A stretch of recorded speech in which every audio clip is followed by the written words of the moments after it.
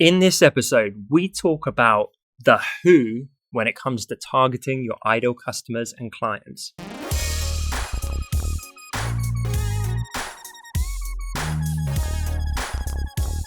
Welcome to episode 79 of the Honest Entrepreneur Show. My name's Tom Ross, and let's get into it. Guys, it's been a pretty busy day for me. We just launched a brand new section at the marketplace at my company, Design Cuts, and so I've just got off of like 3 or 4 hours of live webinars. So a lot of talking, a lot of focus. Hopefully I'm going to muster some energy for today's answer. This question is from Chuck. How specific should I get with my who when I'm figuring out marketing? Currently, I'm targeting startups who need logo design, but is that specific enough? And if not, can you suggest ways I could get even more specific? Hey Chuck, great question. And very timely because I've been really hot on the whole niche thing lately in my content. I've been sharing a lot about it. It's very front of my mind. So I'm very happy to dive in and answer your question. I'm obsessed with defining the who. And the reason being that if you're trying to reach everyone, you're essentially reaching no one.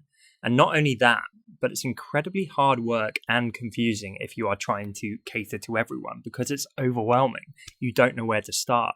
If you have no defined who, whether that's your customer, your potential clients, or anyone that you're trying to reach, perhaps with your content on social media, for example, then you really feel like you're just in the fog. Because like if I said to you, hey Chuck, how are you going to reach everyone?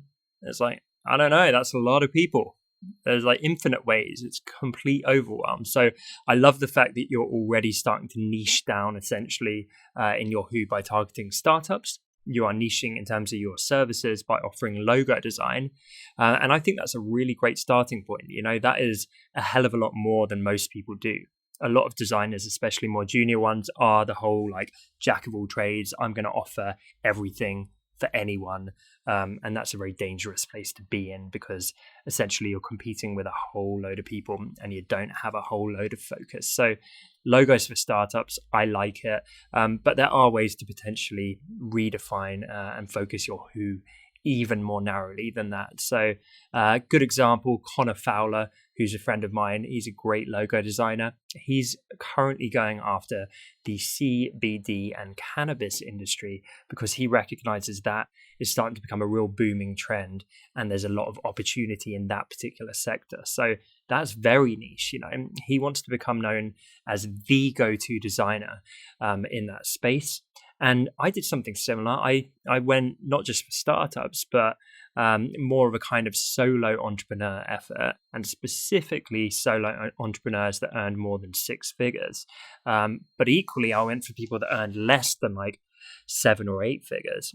So let me dig into that for a second. This is when I was doing web design, and they were the people I knew I could earn good money from, but I had the experience and skills to be able to reach. I was probably too young and too inexperienced and still might be to reach Fortune 500 companies or giant corporates or something like that. And furthermore, I wouldn't really enjoy working for people like that. They would just feel a little bit too big. I don't like all the bureaucracy. I like the speed that comes with solo entrepreneurs. But equally, if I was working with startups that perhaps had no money because they were in true startup, like inception idea phase, that wouldn't be great either because they wouldn't really have the budget to map to what I wanted to earn. So my sweet spot was somewhere in the middle. It was solo entrepreneurs that were doing very, very well for themselves and had a pre-existing business, not an idea or conceptual phase. So I could basically swoop in and say, I'm going to dress up what you've currently got and you're going to start making a ton more money pretty much overnight. And that was a very good value proposition for them. It was very easy for them to understand. And furthermore, I could speak their language because as well as being a designer, I had very strong entrepreneurial tendencies. I'd had entrepreneurial ventures. So I could kind of talk the talk. I could resonate with them. They were my people.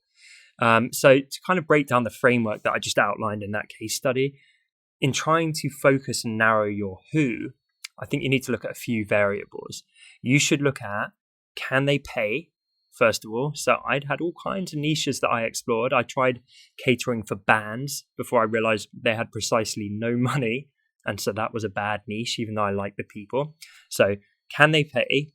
Then do you understand them? And I think this is key, because if I was trying to serve a niche where I had no clue what they were going through, how they thought, what kind of people they were, then that wouldn't be a good position to come with empathy and authority and understanding. So I think you should actually understand them.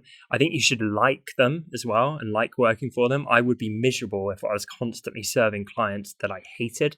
And I know I've talked to a few designers who actually stopped doing wedding designs because they realized it was quite a stressful period in a couple's lives. So they would talk about bridezillas and the groom like freaking out, and that wasn't for them. So they kind of went in with pure intent, but then realized they didn't necessarily like the people they served in that niche. So I think you should like them as well.